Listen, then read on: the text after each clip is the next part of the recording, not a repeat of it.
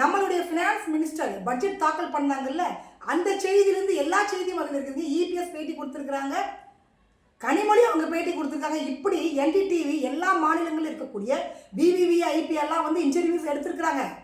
ஆனால் விஜயோட இன்டர்வியூ அங்கே இல்லை. எனக்கு ரொம்ப ஷாக்காக இருந்தது. என்னடா இது, இன்டர்வியூ கொடுத்தாருன்றாங்க, ஆனால் இன்டர்வியூ அதில் இல்லை. என்ன நடந்துச்சுன்னு கேட்டிங்கன்னா, என்டிடிவி வந்து சாதாரண ஒரு சேனல் கிடையாதுங்க. BBC, Deccan Chronicle, Times of India, India Today மாதிரி ஒரு மிகப்பெரிய ஒரு சேனல் அது. அந்த சேனல் வந்து எல்லா மாநிலங்களில் இருக்கக்கூடிய அரசியல்வாதிகளை, ஸ்போர்ட்ஸில் இருக்கக்கூடிய பர்சன்ஸ், இந்த மாதிரி எல்லாரையுமே வந்து அவங்க இன்டர்வியூஸ் எடுக்கிறாங்க. எங்கே வச்சு எடுக்கிறாங்கன்னா 5 ஸ்டார் ஹோட்டலில் வச்சு எடுக்கிறாங்க.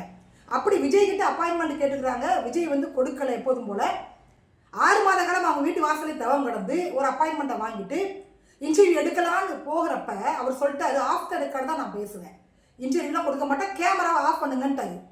இவங்களுக்கு விஜய் பார்த்தா போதுன்ற மாதிரி ஆயிடுச்சு. அதனால விஜய் வீட்டுக்குள்ளே போயிட்டு அவர் கூட ஒரு ஃபோட்டோ எடுத்துட்டு காஃபி டீ சமோசாலாம் சாப்பிட்டு கேமராலாம் ஆஃப் பண்ணிட்டு அவர் பக்கத்தில் உட்காந்து ஒரு 45 நிமிஷம் பேசியிருக்கிறாரு விஜய்.